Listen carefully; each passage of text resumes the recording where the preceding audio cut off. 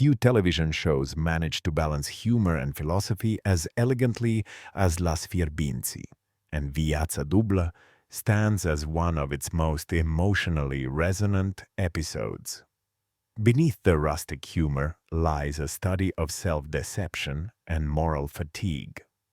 The story unfolds in the familiar setting of Fierbinți, a place that feels both real and mythical, a microcosm of post-transition Romania. From the very first frame, there's a sense of duality. The cheerful folk music contrasts with the weary faces of the villagers. The landscape, bathed in golden light, hides quiet despair. This paradox defines the narrative rhythm. Bobița, always the businessman, pretends that everything is fine. He opens the bar with exaggerated cheer, but we soon learn that he's drowning in debt.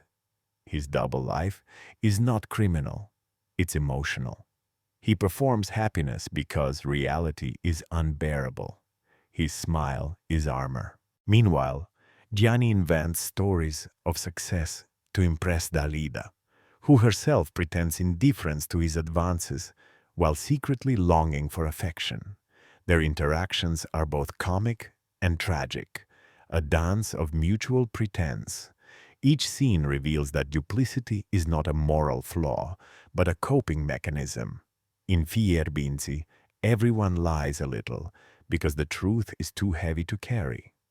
Viața Dublă plays with this moral ambiguity beautifully. There's a moment when Celentano, drunk and poetic, declares that every man in the village lives o minciună frumoasă.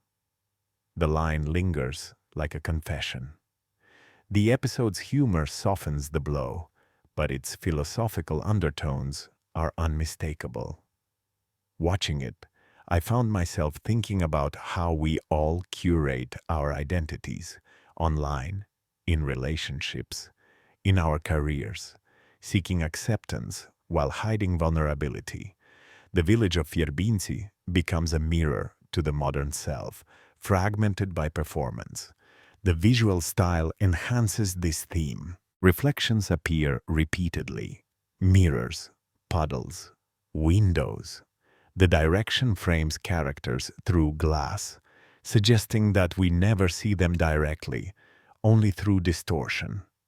One particularly striking scene shows Asperina applying lipstick before a cracked mirror. Her reflection splits, symbolizing her inner conflict between pride and longing. Without dialogue, the image says everything. The sound design complements this subtlety.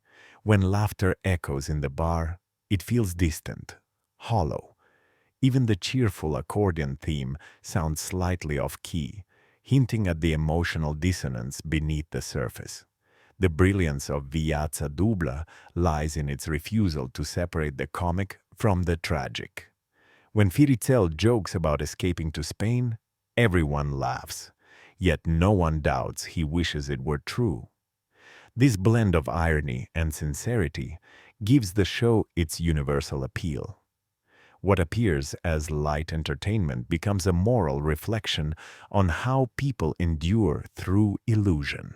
Thematically, the episode can be read as a commentary on survival in post-communist societies, where individuals construct dual realities, one public, one private.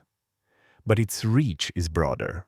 It touches on the existential loneliness of pretending to be fine. The writing is deceptively simple, but its rhythm, pauses, and silences reveal emotional intelligence. I remember rewatching this episode during a rainy evening and feeling an uncanny recognition.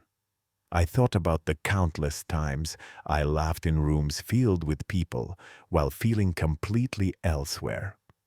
That's what Viața Dublă captures with such precision, the isolation behind the smile. Near the end, there's a scene that encapsulates everything. Celentano stands under the streetlight, looking at the dark horizon. He mutters to himself, "Noi trăim dublu, dar iubim pe jumătate." The line, lands like poetry. It's funny, sad, and true, all at once. The closing shot of the episode shows the village bathed in moonlight, peaceful yet haunted. The audience laughs, but the laughter fades quickly, replaced by reflection.